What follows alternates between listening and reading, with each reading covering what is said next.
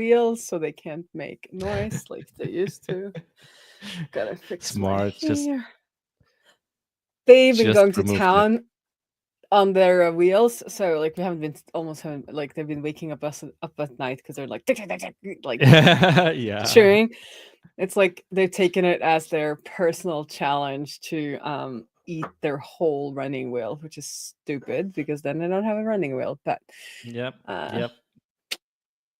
that's the way it Play is. stupid games, win stupid prizes, or something like that, Yes. right? Something like that. Something like that. Let's get going. Welcome to Slow and Steady, the podcast where you get to follow along as we build products in public. Each episode gives an honest peek into our lives as we share our struggles, our wins, and everything in between. I'm Benedict, and I'm feeling okay. And I'm Benedicta. Today is March 18th. This is episode number 219, and I am feeling scattered. That's also an interesting feeling. Why are you I feeling don't, scattered? I don't know if it is What's on the going on? official feeling wheel or not, but I think it's basically just like I've had a super focused 2 weeks. A lot has happened. I was like looking Hmm. over my like planning. I've been like done on like everything I was supposed to do over the last 2 weeks. And that kind of just always ends up in a week where things are not as focused. And I'm like, should I be working on that or that? Or like, oh, I want to work on this. I want to like, I don't know, my brain kind of needs a week to just So you're like do not what it necessarily wants. scattered, but like not as focused as the previous 2 weeks. But yeah, but also a little scattered, like what should I work on? What do I want to work on? And like after being so focused, often I feel like my brain is like, well, I want to do what I want to do. Like screw your Right. plans. So I was supposed to work on the Viz integration for Outseta, which is like a Webflow thing. But what I've been working on is the Astro demo because that's I wanted to do some coding. Um, so it's probably not like a higher priority. I think Viz is a higher priority because we have a lot of Webflow people. But my brain was like, nope, we are productively procrastinating with this other thing instead. Yeah. Okay, yeah, I can see how that makes you feel scattered. I Yeah. try, I usually try to avoid just doing that of like, oh, I just like quickly do this as a side project because it never, at least for me, it never works out that way. Well, at least it's on the list. It was just like further down the list. Fair enough. So, but then it's also, I was trying to work on Galleon tools, which is our new thing. Been trying to do that like slow and steadily and like push that off until we go sailing. But then the last couple of days I got like really energized on that. And that is also a little scattered because it's so much in the beginning where you're like, what is it that we're gonna make? What is the important thing to make first? Like all of that kind of stuff. So my brain just takes me in like all kinds of directions research wise. Hmm. So I guess that also like, you know, uh, feeds into that like scattered feeling, which isn't necessarily bad because like I have to do research in multiple directions and kind of see what's out there, make some hypotheses of what people would need and those kinds of things. And when kind of that comes over you and you're like ready to like dig into those things, it's also something to like grab that energy and start like digging into what is out there and looking at things and signing up for things and kind of just like being a sponge. Um, Right. yeah, but then you don't need to do too much of that. So it's a little bit all over Yeah. the place this week. Yeah. You just have to make sure that eventually you end up being focused again. Well, that's what I think. Like before, I would probably like be very, oh no, like now everything is down the dumps. Like I'm not as focused, and it's been like 2 days. So, but I don't know. I kind of know that I could see it coming, like being so focused and getting so much done that there will be a week where like less stuff gets done, and that's okay. So, Yeah, totally. I can relate to that. I feel like even most of my weeks, like Mondays and Tuesdays, especially weeks when we are recording the podcast, are like very, very scattered because like there's just calls sprinkled throughout the days, and then you don't necessarily have enough time to focus on anything in particular. Therefore, you just like dabble a little bit in this, dabble a little bit in that, and yeah, just don't get like big chunks done. But I Hmm. guess eventually, like, there's always Wednesday, Thursday, and Friday. I feel like Always. the worst part is when you really become productive like Friday afternoon, and then it's like the weekend, and you're supposed to not work.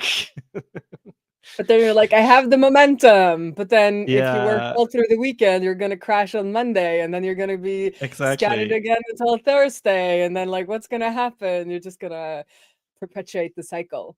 But Yeah. one of the things that I found out, which is super encouraging in a way for our ID for Galleon Gateway. So I'll try to explain what my vision for Galleon Gateway is, and that is that you sign up for Galleon Gateway, then you select whatever auth provider you have in your business. So that could be Altera or MemberStack or Clerk. So this will be for more of the smaller type businesses that are typically Mhm. Altera customers. And then you select your data source, which could be Airtable, Superbase, Notion, or a Google Sheet type thing. And then you can configure basically row level security to start with, but some kind of like authorization where you say, okay, people with this thing has access to these rows, or they only have access to these rows if their user ID can be found under the user ID column, that sort of stuff. Mhm. And I was like, one thing, it's a little bit scary because I don't really want to go into security because that brings out Right. all the bad folks. But what I've seen now after testing the hottest thing since sliced bread, vibe coding, which is like letting your AI just do stuff for you and just accept everything, is that the security is just so bad.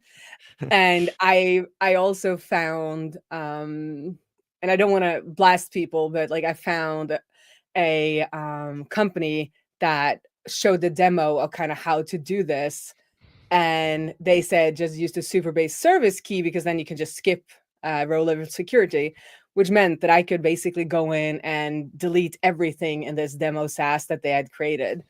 So there's definitely like a need or a Yeah. gap or something here, but then the question is, are people looking for it, and how to like grab them when they come looking for it? But we do have I know we've had at least one customer in Outseta who really, really wants to grab data from Airtable because he's running kind of like a consultancy thing, and he's Mhm. done all these operations in Airtable, and then he was like, "Oh, I just want to have a web page where I can show them, their status from Airtable," and that's impossible right now. Or it's not impossible. Right. You have to write a serverless function or a server function of some kind and do this. So I kind of want to make it like super easy breezy to just say like, I use Outseta, I have Airtable, choose this table or base, I think they're called in Airtable, and just do some basic row level security that is kind of like understandable even if you're pretty new to this space. And I'm still not like at expert levels. I feel like I still have a little bit of empathy and like understanding of how it is to not kind of get this, that you have to secure this on the server side. You can't just put your Superbase service key in your browser code because I can delete your whole app. And there was I'll put a link in the description. It's been like vibe coding security kind of took a hit over the weekend where a guy who was like been very vocal about vibe coding his whole SaaS. That basically happened. Luckily, people were nice enough not to delete all his data, but they went in and just like changed a lot of the like his customers' data. And he was Mhm. like, "I'm under attack." And like most people who are more experienced are like, "You're basically not really under attack because this is like they haven't really had to do anything to figure this out. Like it's been right there." I guess it's an attack, but it's not like It's they like it's one of those things like I got dropped, yes, but you had your doors open. Like, yes, what did you expect, right? I mean, it's still kind of like robbery, that. but it's kind of like, Yeah, you Yeah, didn't actually it's do like anything to prevent it. it's one of those things where you boast on social media that you're on vacation, and then everybody knows that you didn't lock your doors. So then Yeah, something like in that. the end, the thief is gonna get that information and come rob you because you've been boasting about leaving the house in a hurry, and you often forget to lock the door. And then it's like, oh, okay, let's go and see what we can find there.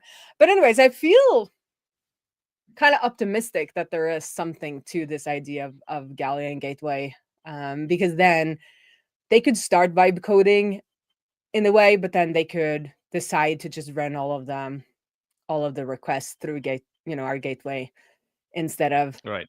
uh, doing. And in the beginning, I thought it was only going to be towards those services that kind of don't have this, like Airtable. Like you can't, like, they don't have a concept of row level security, and you can't bring your own auth. So I was thinking it would only be for that, but I can see like a lot of no coders are using Superbase now, and they don't kind of understand the whole row level security setup. It's pretty complex if you're new. So then I was like, okay, we could even do it towards Superbase, and Right. kind of like have an easier way of integrating other auths than Superbase auth, like, like I said, or Clerk, or other Right. other types Yeah. of services. So anyway, so then I was like fired up and like, we need to like actually get started. I want to get like a super minimal demo just going where you like select Outseta, of course, which will be our first auth integration. Obviously. And then Airtable, which I do have some experience now with from my work at We, where we use an Airtable extensively, and just like kind of like see it and get a feel for if this is, manageable at all for me to Yeah. do. Yeah. I mean, it sounds super straightforward, or like a very obvious thing. The problem, I guess we talked about this when you first pitched the idea. Is like, will you find people that are like, will you find people who are ready to buy this, or like how do you get us in front of them? Because as you said, like, most people that are in that target audience might not necessarily know that they need something like this. And why should they care if they can just put their service key into their front end code, and like it works, like there's no problem. So why start looking for a solution there? I mean, maybe after they got hacked, then they will start figuring out, oh, maybe. And then I guess your marketing material could be stuff like, I got hacked, what do I do now? Yes, but then I also think there is an entryway where people are looking for, say, Outseta plus Airtable. Right. Like, like, how can I combine the tools that I'm already using? And they're in that research phase and not just vibe coding. And so like trying to kind of hook into that kind of that research, or like those kinds of Right. questions. So instead of having them find the tutorials where they need to write like some server-side functions on Lambda or whatever, present that easier solution where they just like click a couple buttons and wire up a few things with a few clicks. I could see that working as well. And I think like stealing Pierre's strategy from Scraping Bee, where he then answers how you do this the hard way. Like, I Right. can then write an article about, okay, if you want to combine Outseta with Airtable, you need to, create a serverless function that verifies the Outseta key and then grabs data from Airtable and filters out the data that shouldn't be accessible to the person who owns this Outseta, access key, and like write the full tutorial. And then in the bottom, it's like, or and then Or just click here. a screenshot of like how easy it would be with a Gallian Gateway. And I remember had several conversations with Pierre about this, about like how much traffic that brings them as Scraping Bee, because people are wondering, how do I scrape data? And then they answer it. It's not like a bait, like a lot of Right. SEO stuff is, where it's just like, a bait title. and it only sells the solution, but they're like, you have to download Puppeteer, you have to do this, you have to do that, and then just like at the end, just a nice reminder that it could be easier. Yeah, I always appreciated that approach. Like yeah, that's super helpful. And then just like surfacing the very easy solution where you just don't have to worry about any of the stuff.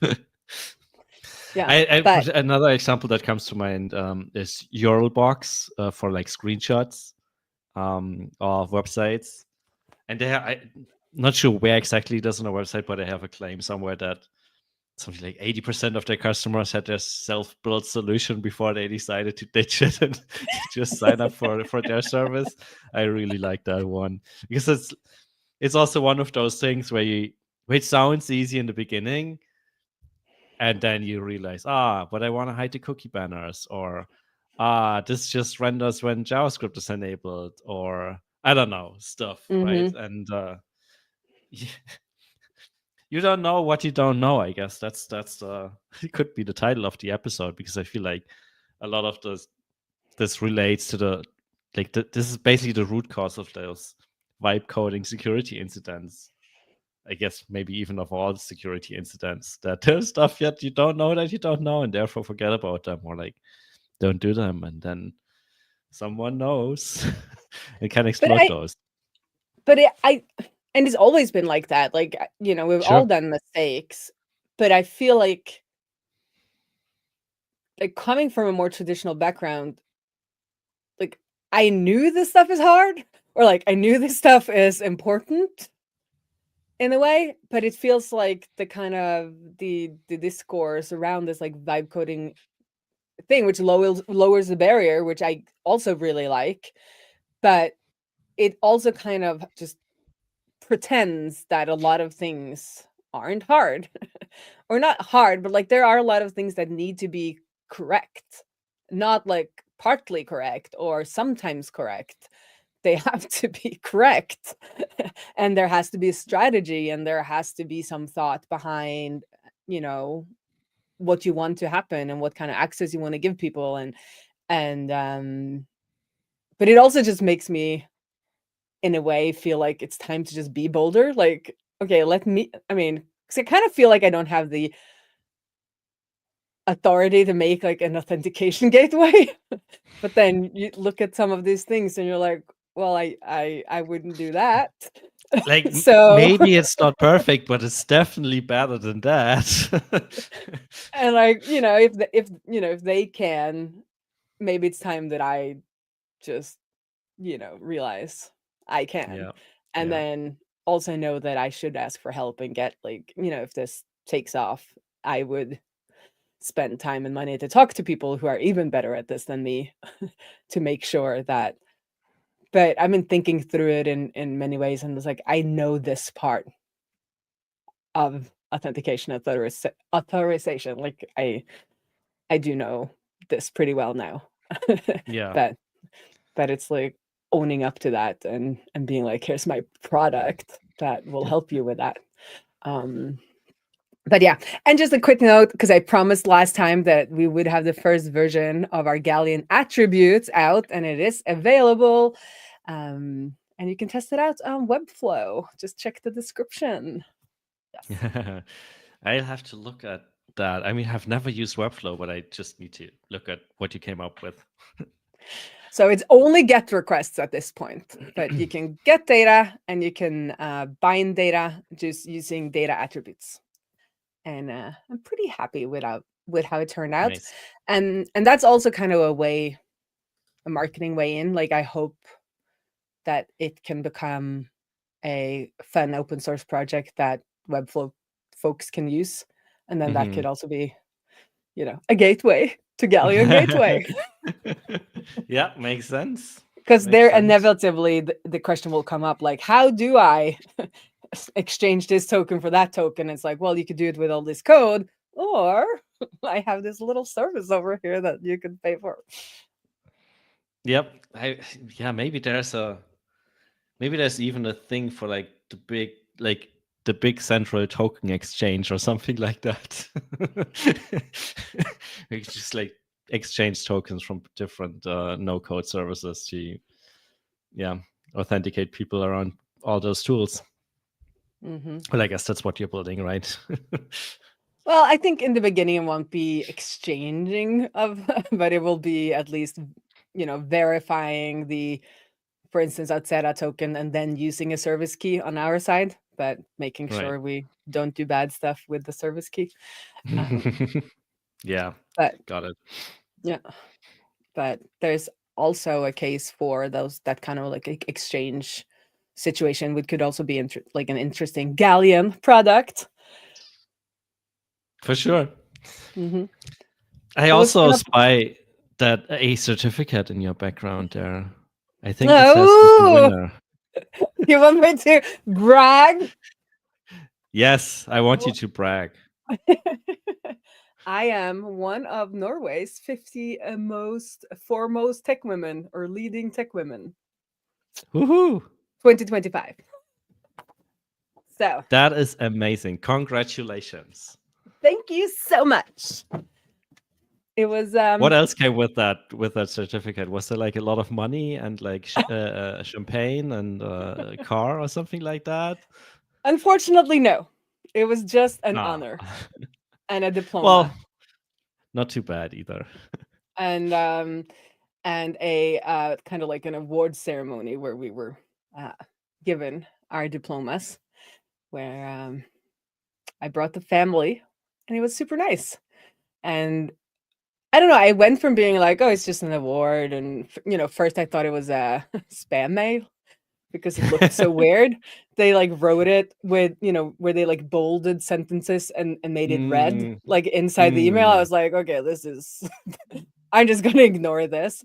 And then a second Yes. one came in, and then I remembered my friend had said something. I might have said this before, but I remember my friend had said something about an award that she nominated me for, and I was like, didn't Marit, and then I asked her, and she was like, yeah, I did. And I was like, okay, well, I'll answer the people. But it was still like a little bit, like, yeah, this is fun, but it's not like that important. But then I kind of started talking to people, and people were like, wow. And then I started seeing the press around it. And then I just thought to myself that maybe I shouldn't just like not ignore it, but like talk it down or talk it. Because it's easy when you get something like this to be like, well, It's you're not not that that important. It it's doesn't not mean that important, and anything. like it's like anybody could get like I get it, or it's not this meaningful. But then I was like, you know what? Maybe I should just like be proud and feel honored. And when I was there, and like there was a lot of the other women in tech, like when we started talking about role models and what that's meant to us in our own career, like I started to think about why I chose tech, and like obviously had to do with role models, but also my neighbor who was my science teacher in high school that nudged me over to actually apply. But my mom, as we talked about, was a CTO at one point, or a developer, then CTO. So for me, like choosing tech was just like one of the normal choices. It didn't feel like a particularly brave choice, and that's what I Right. wanted to feel like for the next generation. That all the like little girls in Lillian class know what I do, and just feel like that's one of their choices. Like they don't have to, but it's not like It's not impossible, or it's like not for them. I feel like that's always the saddest thing with career, like when people or like kids don't see a thing that they might like, or like they might think it's interesting, but then think, but it's not for me because I don't fit in whatever box that is used to you. Like that's commonly referred to with that job, and that's kind of yeah, sad. So or like the I box that they made in their mind just by like like the people they yeah, see. but just like looking at what they see, right? I mean, Mhm. yeah, you make up your I guess we all have our boxes, right, that we put Yeah. stuff in, but some boxes are pretty colorful, and some maybe a little bit boring. But the Yeah. more variety you get, and the more you see people like you that you can identify with, I think that's inspiring. So, Yeah. thumbs up. I'm Thank very you. proud of you. And then there was also a 3-minute movie that was made. We'll put the link in the description where Oh, you can was that the thing see. that you hinted to last time? Yes. So it was like 6 hours. It turned into 3 minutes of a Woo! video where I speak about myself and what I do in Norwegian. So if you understand Norwegian or not, the videographer was very good. So there's some really nice pictures of our neighborhood and kind of what I do. So we'll put that link as well. Yeah, put that in the links. Um, I want to see your uh, neighborhood. yeah. And also, I feel like it came at the right time because finally ready to kind of step out into the community in Oslo again. I've tried like every now and then during my mom's illness, but now that I've rested up, I feel like I've finally have kind of like rested up and want to be more outgoing and meet more people. It's helpful that like all of Oslo's tech community on LinkedIn has seen my Yeah. face plastered with the with the title because it just makes it easier to go out and like talk to people, and also makes it Yeah. easier not to have to start at the level where they're like, do you even code, kind of, which can happen Yeah. sometimes. Yeah. um so I think it came because if it happened last year, I wouldn't have like been able to kind of go out and use Capitalize on it. it. Yeah. Yeah. Yeah. Makes sense. But now I can. So but but let's talk about you, because it's been me this episode that I was the one who got that. Yeah, you got the award. Like, you deserve it. I didn't get an award, unfortunately. Um, but what happened? Yeah, with me. Let me think about it. Yeah. So, okay, I've been pretty focused. I might have mentioned this last episode as well, but we're kind of in wrap up mode of just like finishing all the little projects that we started in Q1. Um, and one of those things was writing API documentation for our transactional email endpoint that's coming up. We actually enabled it for one customer last week. Did we? Should probably double check. I had a plan to enable it for one customer, but maybe we didn't. Let me just write that down. Customers like waiting. You're like, where's my API access? Or my email Um, transactional so email yeah, access.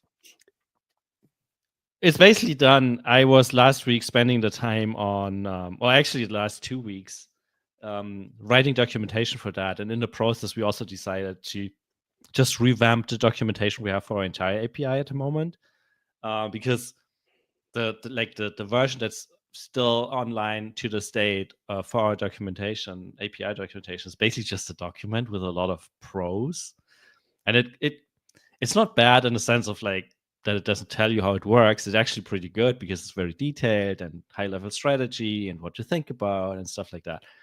But it does not look like the traditional API documentation where you can just jump to a thing and just get the raw details without a lot of fluff around it, right? And I feel like as developers, most of the time we don't really care about the fluff. Like, we just show me the code, like just show me the endpoint, and that's it, right? So we didn't really have that, and we now, well, not deployed yet, but it's getting there. It's basically done.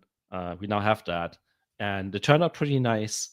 And in the end, it only took 2 days or so to get most of it done. I have to admit, though, that I probably wasted a week trying to build a fancy version of it, or like do it what I considered the proper way initially. And that specifically is using the Open API spec, which is supposed to be like that standard to document your APIs. And I've used it a little bit here and there over the last couple of years to basically write a documentation for our push API. However, when it came to generating documentation for it, it just it wasn't great. Like, yes, it was technically correct. It did like it had support like that, or like the spec was reflecting all the possible combinations that you can do with our API accurately. But because it's so flexible, there's a lot of, I'm not sure if you're familiar with this, but like there's a part of the spec is basically JSON schema, which is a way to describe data structures in JSON, like describe JSON data structures by more JSON. And that has a concept of like where you can like have stuff like it needs to adhere to all of these criteria or one of them or like any of them and stuff like that. So you can describe everything pretty flexibly. But when you generate documentation out of that, you basically get the same thing. And then you have like a toggle button that you can click and you get like 5 slightly different versions from it. And as a human looking at this, you're like, huh? What, like, what's going, why? What's the difference between this and that? And ultimately, what it boiled down to in our case was just like, if you send user data, you either have to provide an identifier or an email address. You can do both, but one of them has to be there. But because the JSON schema thing only supports required as a flag, there was no way to tell the thing that do either or. Like, I mean, sure, there was a way to tell it, but like not in a human-friendly way. So I basically spent a week of like trying to come up with clever ideas how to make this human readable, and then eventually decided to like throw it all away. Just like make it by a human. Just like in a way we came up with our own spec format, so we're still writing a YAML file with all the objects and the properties, but now the required field is a string. We can write whatever and just like be explicit and describe what it's actually doing. So that was my little rant about about specs and schemas and stuff like that. And yeah, for the purpose of documenting it for humans, it just didn't work. So gave up on it, and now we have a pretty nice setup. That is interesting because at some point I will have to dig into the outside API documentation because it's I'm not sure how they made it the first time, but it's in Postman, but it's like incomplete response examples and incomplete, like almost all of it is a little bit incomplete. But there are some like we have some basic kind of object because it's an automatically generated API from like the objects in .NET, some kind of .NET framework. So I think if we document all of the kind of objects very well, we can refer back to them. And I don't think like that is possible in Postman, where you have to then like repeat yourself every time you're going to do a response. Because if there is a person object in this response, it's always going to have all of these things. And we don't want to document that again and again and again. But my idea at least was to give Postman a proper go, like learn it properly, since we already have a lot of things in it. But then if not, just go more of the manual route where you can kind of, because it's also a little bit about glossing over the parts nobody really uses. If they always use email to find people, you can have a little note that says, oh, you can send in the identifier, but having that like be, I mean, it's technically correct that they're the same thing, but like everybody will use the one thing. Like, let's document that more prominently. But it also feels like an impossible task to document it without like auto-generating things. So what I've done now is started on this like tiny document that I call API katas, or like get to know the API, where I just ask them to do the typical requests as like a getting to know the API. Because there are some issues that we're seeing in support that are coming again and again. So I was hoping to have like, I think it would be like 10 requests that you can do one after the other. And like it gives you a good understanding of most of how the rest of the API works. So that when people are having issues, it's like, okay, start over there and like do these requests first, and I'll explain the results and I'll explain what will happen and what should happen in that document. So it's at least a little sidebar before I fix the actual documentation. Yeah. But I'm pretty sure you'll run into some of the same problems that I ran into with all of these. Because as I said, like, it's supposed to be the go-to. I mean, unless I missed something, but it seems to be the most popular way to document API. Well, the most popular standard, I want to say, to Mm. document those types of APIs. I But haven't again, seen like, any good API documentation that uses OpenAI spec directly into transformed into yeah, API documentation. exactly. That's exactly what it boiled down to. Like, I looked at a lot of those generator tools. I looked into like building our own generator tool and stuff like that. And I mean, I don't want to trash the the spec too much. Like, I think it's still valuable, and it's still kind of cool because it does support like references and stuff like that. So you don't Mhm. have to repeat yourself. But also in some parts it's just too inflexible, which I guess it kind of has to be if you also wanted to generate code. So I don't know, like, it didn't work out for us or for this particular Yeah, use because case. I think it's used a lot to generate SDKs. So if you Right. do Yeah. document your API properly, you can generate an SDK without having to manually code your different Yep. languages Yep. SDKs. Um, but I've always had to use an SDK, and now I'm at the stage where I'm like, I'm just skipping these SDKs because they do nothing Yeah. but wrap it in Axios, and then it's the wrong Axios version that has Yeah. a security Exactly. vulnerability and blah blah blah. And then I'm like, well, what if I just do a request to the endpoint that I know is under here somewhere? And especially if you're just like barely scratching the surface of the API, right? Like, I mean, in userlist, we're using the Stripe Ruby wrapper because we're calling a lot. I mean, relative to the size of the Stripe API, we're still probably just calling a tiny slice. But I feel there's plenty of stuff that we do with the Stripe API to warrant like having a dedicated API wrapper.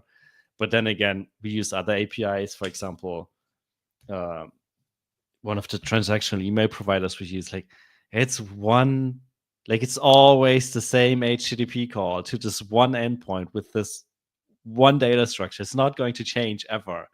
And yeah, just then importing like an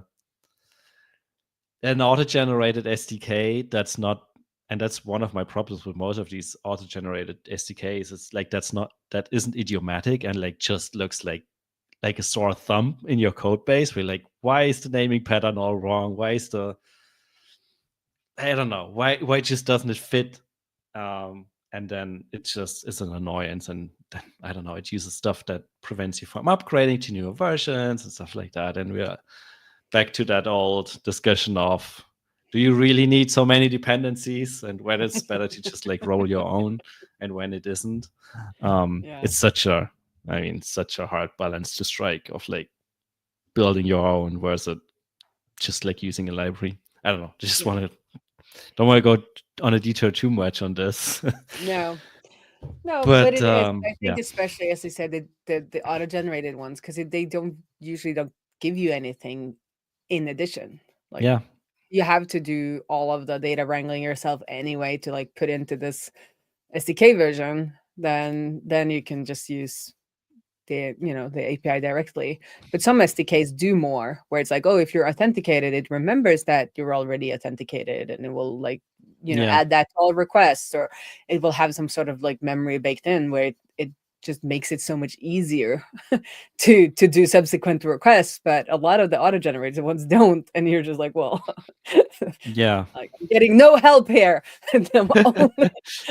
Yeah, exactly. That, But funny enough, like brings me to another thing that I dabbled around with in the last couple of days. And wait, one thing I want to mention is that AI has been super helpful in like writing those like the API documentation, because it was really easy to just tell it to, hey, update all the examples with that new information or stuff like that, and we just like edit the entire document, and I don't have to go in there and do every single thing.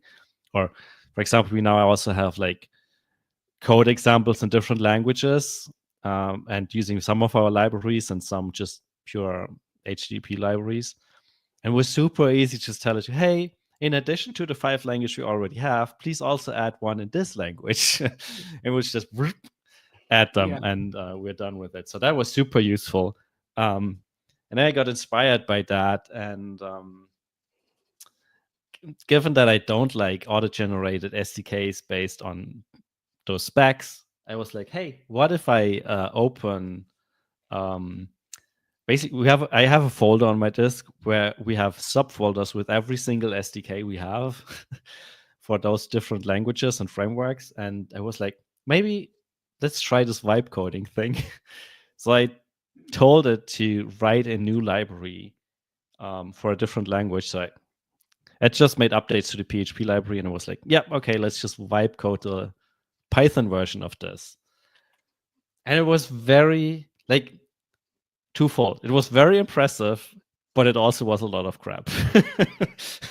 So I prompted it. I gave the agent mode in VS Code.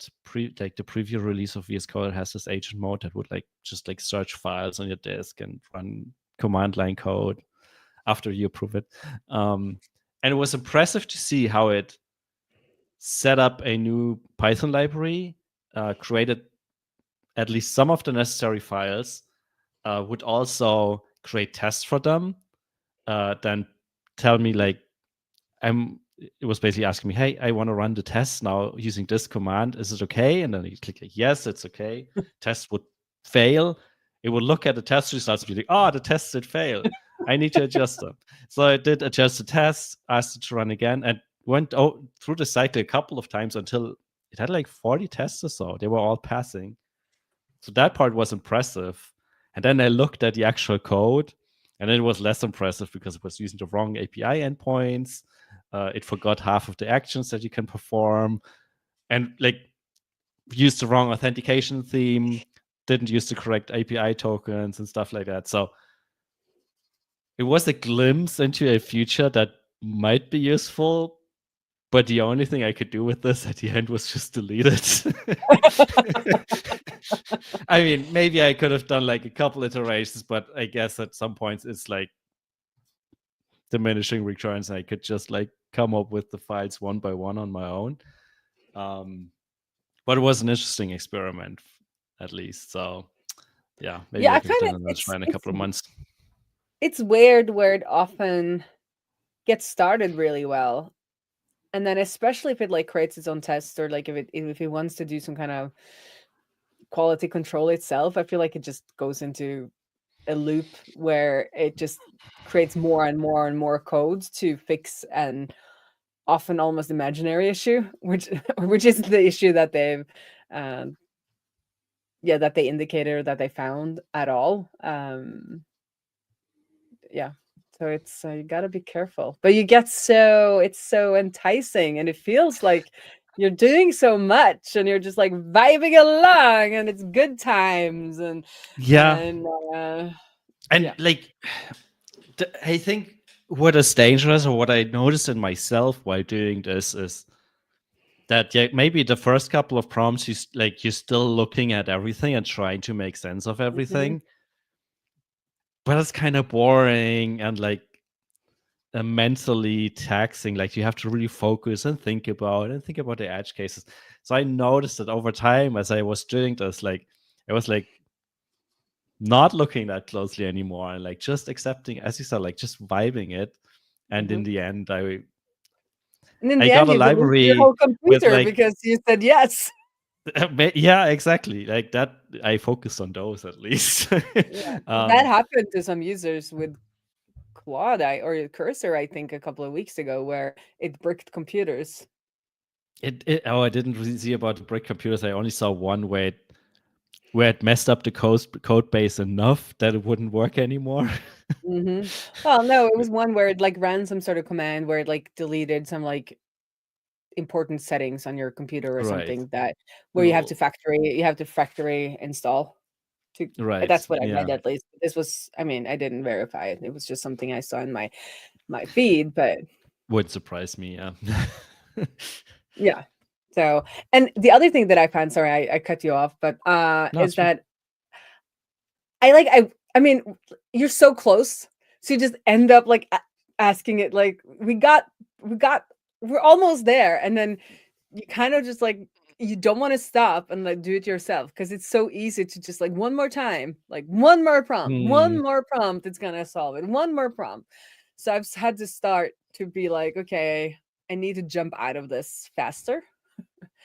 It's good to like get it to like write a lot of the boilerplate and stuff, but then have to kind of snap out of it and go back to good old coding. Because I just get in this, it's like when you're Right. eating potato chips, just like one more, it's gonna be fine. Just Yeah. one more, Yeah. Yeah. just Yeah. one Yeah. more, and then just one more, and then you start getting annoyed. And I talked to this other guy about it, where both of us like we were in like a little bit of a bad mood because we were so happy because it was so good, and then it just started like being obnoxious and annoying, and then you start kind of like Right. having like a petty fight with the AI, which is Yeah. just, Yeah. but you feel Yeah. like you're fighting someone. So like when you leave that kind of conversation, you're like in a like you feel like somebody has been like slighting you.